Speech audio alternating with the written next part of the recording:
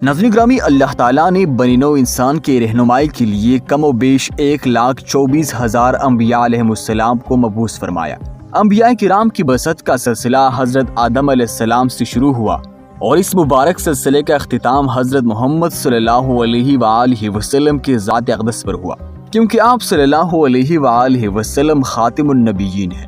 قرآن کریم میں متعدد انبیاء کرام کے اسماء گرامی مذکور ہے، جبکہ بعض انبیاء کرام کے نام احادیث مبارکہ میں بھی ملتے ہیں۔ ان برگزیدہ ہستیوں نے ایک طرف لوگوں کو اللہ تعالیٰ کے پیغام سے روشناس کروایا تو دوسری طرف خود کو نمونے کے طور پر پیش کیا تاکہ ان کے پیروی سے دنیا اور آخرت میں کامیابی حاصل کی جا سکے۔ اٹس ڈسکوری یوٹیوب چینل اپنے روایات کا تسلسل برقرار رکھتے ہوئے آج سے ان مقدس اور پاک باز ہستیوں کے مشک بار تذکرے پر مشتمل ایک نئے سلسلے یعنی قصص الانبیاء کے آغاز کی سعادت حاصل کر رہا ہے۔ امید ہے کہ دیکھنے والے حسب سابق ہمارے سلسلے کو پسند کرتے ہوئے اپنی قیمتی آراء سے ہمیں نوازتے رہیں گے۔ آج کی اس ویڈیو میں ہم دنیا کے پہلے انسان اور تمام انسانیت کے باپ اللہ تعالیٰ کے پیارے نبی حضرت آدم علیہ السلام کے قصے کا ذکر کریں گے، تو آج کی یہ ویڈیو آخر تک لازمی دیکھیے۔ اللہ تعالیٰ نے حضرت جبرائیل علیہ السلام کو حکم دیا کہ کرۂ ارض سے مٹی لے کر آؤ۔ حضرت ابو موسیٰ اشعری رضی اللہ عنہ سے روایت ہے کہ حضور صلی اللہ علیہ وآلہ وسلم نے ارشاد فرمایا، اللہ تعالیٰ نے حضرت آدم علیہ السلام کو ایک مٹھی خاک سے پیدا فرمایا۔ یہ مٹی تمام روئے زمین سے حاصل کی گئی تھی۔ یہی وجہ ہے کہ حضرت آدم علیہ السلام کی نسل میں مختلف رنگ و زبان کے لوگ پائے جاتے ہیں۔ حضرت ابو ہریرہ رضی اللہ عنہ سے روایت ہے کہ حضور صلی اللہ علیہ وآلہ وسلم نے فرمایا، جب اللہ تعالیٰ نے حضرت آدم علیہ السلام کو پیدا فرمایا اور ان میں روح پھونکی تو ان کو چھینک آئی، جس پر انہوں نے الحمدللہ کہا۔ یوں سب سے پہلے ان کے منہ سے اللہ تعالیٰ کی حمد نکلی۔ اللہ تعالیٰ نے حضرت آدم علیہ السلام کو 4 عظیم شرف اور مرتبے عطا فرمائے۔ اپنے ہاتھ سے پیدا فرمایا، روح پھونکی، فرشتوں کو سجدہ کرنے کا حکم فرمایا اور اشیاء کے ناموں کے علم سے سرفراز فرمایا۔ اللہ تعالیٰ نے تمام فرشتوں کو حکم دیا کہ حضرت آدم علیہ السلام کو سجدہ کرو، تو ابلیس کے سوا سب نے سجدہ کیا۔ اس نے انکار کر دیا اور تکبر کیا اور وہ کافروں میں سے ہو گیا۔ اللہ تعالیٰ نے ابلیس سے پوچھا کہ جب میں نے تجھ کو حکم دیا تھا تو کس چیز نے تجھ کو سجدے سے باز رکھا؟ اس نے کہا، میں اس سے افضل ہوں، تو نے مجھے آگ سے پیدا کیا ہے اور اسے خاک سے۔ اللہ تعالیٰ نے فرمایا، تو جنت سے اتر جا، تجھے حق نہیں کہ تو یہاں رہ کر غرور کرے، پس نکل جا، بے شک تو ذلیلوں میں سے ہے۔ اس نے کہا، مجھے اس دن تک مہلت عطا فرمائیے جس دن قیامت آئے گی۔ اللہ تعالیٰ نے شیطان کو مہلت عطا فرما دی، تو اس نے کہا، اب میں تیرے بندوں کو قیامت تک بہکاؤں گا۔ اللہ تعالیٰ نے جواب دیا، جو لوگ تیری پیروی کریں گے میں تجھ سمیت ان سب سے جہنم بھر دوں گا۔ ناظرین گرامی، یوں تو جنت میں تمام آسائشیں اور نعمتیں موجود تھیں، لیکن اس کے باوجود حضرت آدم علیہ السلام تنہائی اور اجنبیت محسوس کرتے تھے۔ چنانچہ اللہ تعالیٰ نے ان کی تنہائی دور کرنے کا بندوبست فرماتے ہوئے حضرت حوا کو پیدا کر دیا۔ حضرت ابن عباس رضی اللہ عنہ سے روایت ہے کہ حضرت حوا کو حضرت آدم کی بائیں طرف کی چوٹی پسلی سے پیدا کیا گیا جبکہ وہ سو رہے تھے۔ پھر اللہ تعالیٰ نے حضرت آدم کو حکم فرمایا کہ وہ اور ان کی بیوی جنت میں سکونت فرمائے، اور فرمایا، جہاں سے چاہو بلا روک ٹھوک کھاؤ، لیکن اس درخت کے پاس نہ جانا ورنہ ظالموں میں سے ہو جاؤ گے۔ حضرت آدم علیہ السلام اور حضرت حوا بڑے آرام و سکون سے جنت میں رہنے لگے۔ روایات میں ہے کہ حضرت آدم علیہ السلام 100 سال یا 60 سال تک جنت میں رہے۔ اس عرصے میں دونوں پر جنت کے کسی بھی حصے میں جانے پر پابندی نہ تھی سوائے شجری ممنوعات۔ شیطان اب ان دونوں کا کھلا دشمن تھا اور اپنی سزا کا بدلہ لینے کے لیے بے قرار تھا۔ اس کی شدید خواہش تھی کہ یہ اللہ کی حکم کی خلاف ورزی کرے۔ پھر شیطان نے ان دونوں کے دلوں میں وسوسہ ڈالا اور کہا کہ تمہارے رب نے تم دونوں کو اس درخت سے اس لیے منع فرمایا کہ کہیں یہ پھل کھا کر تم دونوں فرشتے نہ ہو جاؤ یا کہیں ہمیشہ زندہ رہنے والوں میں سے ہو جاؤ۔ شیطان کی ان باتوں نے حضرت حوا کو سوچنے پر مجبور کر دیا، اور پھر شیطان کی مسلسل اور تواتر کے ساتھ سازشیں رنگ لے آئی اور اس نے حضرت حوا کو پھل کھانے پر راضی کر لیا۔ ایک دن حضرت حوا نے حضرت آدم علیہ السلام سے کہا کہ ہم اس شجر ممنوعہ کا ذرا سا حصہ کھا کر تو دیکھے، آخر وہ کیا راز ہے جو اللہ نے اسے کھانے سے منع فرمایا ہے۔ شروع میں تو حضرت آدم علیہ السلام اس کے لیے قطعی طور پر تیار نہ تھے، لیکن پھر حضرت حوا کے مسلسل اصرار پر بادر ناخواستہ وہ بھی راضی ہو گئے۔ ابھی ان دونوں نے پھل کو پوری طرح چکا بھی نہ تھا تو ان کی سطرگاہیں ایک دوسری پر آیا ہو گئی، جس پر دونوں بدحواسی اور پریشانی میں جنت کے درختوں کے پتے توڑ کر اپنا بدن چھپانے لگے۔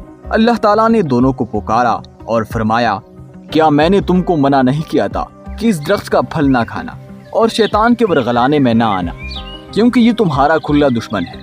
دونوں نے جب اللہ کی پکار سنی تمہارے خوف الہی کے کانپ اٹھے، نہایت لاچارگی اور عاجزی سے اپنے خطا پر نادم اور شرمندہ ہوتے ہوئے بارگاہ خداوندی میں عرض کیا، اے ہمارے رب، ہم دونوں سے بہت بڑی غلطی ہو گئی۔ اب اگر آپ نے ہم پر رحم و کرم نہ کیا اور معاف نہ فرمایا تو ہم تباہ و برباد ہو جائیں گے۔ اللہ تعالیٰ نے فرمایا کہ اب تم دونوں ایک خاص مدت تک زمین پر ہی رہو گے، جہاں تم ایک دوسرے کے دشمن ہوں گے، اور وہاں ہی مرنا ہے اور اسی میں سے پھر پیدا ہونا ہے۔ چنانچہ دونوں کو زمین کی طرف روانہ کر دیا گیا۔ روایات میں آتا ہے کہ حضرت آدم علیہ السلام کو ہند، حضرت حوا کو جدہ اور ابلیس کو بصرہ سے چند میل کے فاصلے پر دمستان کے مقام پر اتارا گیا۔ شیخ سعدی فرماتی ہے کہ جب حضرت آدم علیہ السلام جنت سے ہند میں اترے تو ان کے پاس حجر اسود تھا اور جنت کے درختوں کے پتوں کی ایک مٹھی بھی تھی۔ پھر حضرت آدم علیہ السلام نے ان پتوں کو زمین پر پھیلا دیا اور یہ خوشبودار درخت ان پتوں ہی کی پیداوار ہے۔ حضرت ابن عباس رضی اللہ عنہ سے روایت ہے کہ حضرت جبرائیل علیہ السلام حضرت آدم علیہ السلام کے پاس آئے اور گندم کے 7 دانے ساتھ لائے۔ حضرت آدم نے پوچھا، یہ کیا ہے؟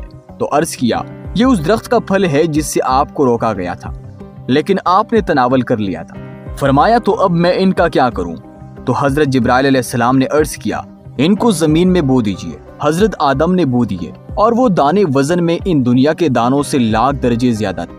وہ دانے اگے اور حضرت آدم نے فصل کاٹی، پھر دانوں کو بوسی سے جدا کیا، پھر صفائی کی، اسے پیس کر آٹا گوندھا اور روٹی پکائی، اور اس طرح محنت و مشقت کے بعد اسے کھایا۔ حضرت آدم زمین پر آنے کے بعد نہایت شرمسار اور افسردہ تھے۔ پھر حضرت حوا سے علیحدگی نے بھی سخت پریشانی میں مبتلا کر دیا تھا۔ روایت میں آتا ہے کہ آپ ایک طویل عرصے تک اللہ کے حضور میں گڑ گڑاتے رہے اور فریاد کرتے رہے، یہاں تک کہ اللہ تعالیٰ کو ان کی اس گریہ زاری پر رحم آ گیا۔ اور پھر ایک دن حضرت جبرائیل علیہ السلام نے حضرت آدم علیہ السلام کے پاس آ کر انہیں اللہ کی جانب سے معافی کی نوید سنائی۔ حضرت آدم خوشی سے سرشار بارگاہ خداوندی میں سر بسجود ہو کر شکر بجا لائے۔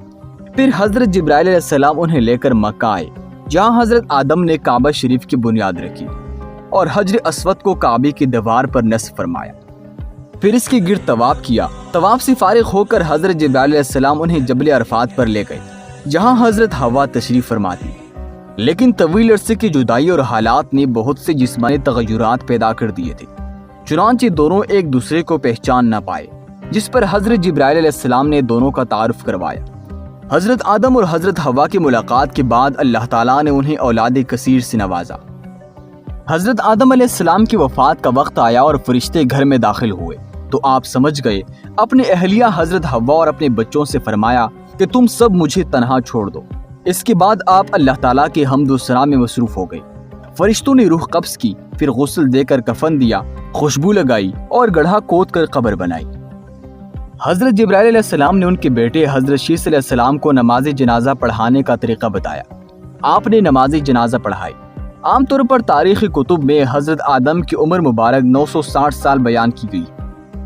حضرت عمر رضی اللہ عنہ سے مروی ہے کہ حضور صلی اللہ علیہ وآلہ وسلم نے فرمایا کہ جب حضرت آدم علیہ السلام سے لغزش ہو گئی تو انہوں نے بارگاہ خداوندی میں عرض کیا، اے میرے پروردگار، میں آپ سے محمد صلی اللہ علیہ وآلہ وسلم کی وسیلے سے سوال کرتا ہوں کہ آپ میری مغفرت فرما دیں۔ اللہ رب العزت نے فرمایا، تو نے محمد صلی اللہ علیہ وآلہ وسلم کو کیسے جان لیا جبکہ میں نے ان کو اب تک پیدا نہیں فرمایا؟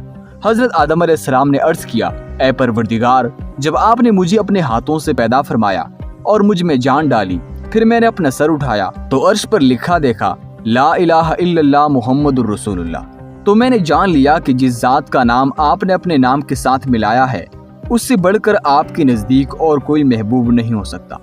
تو اللہ تعالیٰ نے فرمایا، اے آدم، تو نے سچ کہا، وہ میرے نزدیک سب سے محبوب ہے، اور جب تو نے ان کے وسیلے سے مجھ سے مانگ لیا تو پس میں نے تیری بخشش کر دی، اور اگر محمد صلی اللہ علیہ وآلہ وسلم نہ ہوتے تو میں آپ کو بھی پیدا نہ کرتا۔ ناظرین، امید کرتا ہوں کہ آپ کو آج کی ویڈیو پسند آئی ہوگی۔ اگر آپ اس طرح کی مزید ویڈیوز دیکھنا چاہتے ہیں تو ہمارے چینل کو سبسکرائب کر دیں اور ساتھ موجود بیل آئیکن کو بھی پریس کر دیں۔